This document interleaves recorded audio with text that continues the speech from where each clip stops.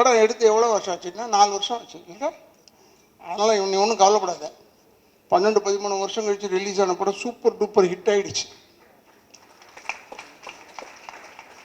12-13க்கே அப்படின்னா நீ 4 தானடா அது.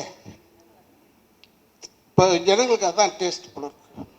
இப்போ பழைய படமாக கொண்டாந்து விடணும், அப்போ நல்ல படம் எடுத்துகிட்டு போகணும்னு அர்த்தம். இப்போ எடுக்க மாட்டோம்னு அர்த்தம்.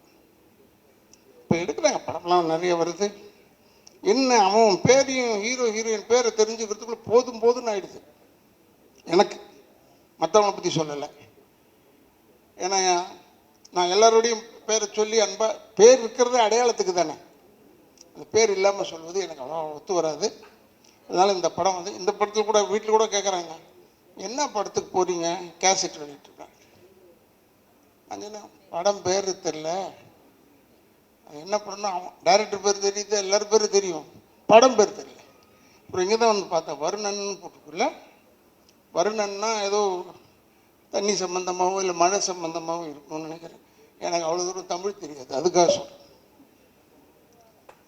ஏன்னா எனக்கு அவ்வளோ கிளியராக இதை யோசிக்கிறதுக்குள்ள காரில் போகும்போதே நாங்கள்லாம் டைட்டில் வச்சுருப்போம். அப்போல்லாம் வந்து காரில் அப்படி போகும்போது பாஸ் ஆகும்போது படிச்சுடுவோம் டைட்டில்.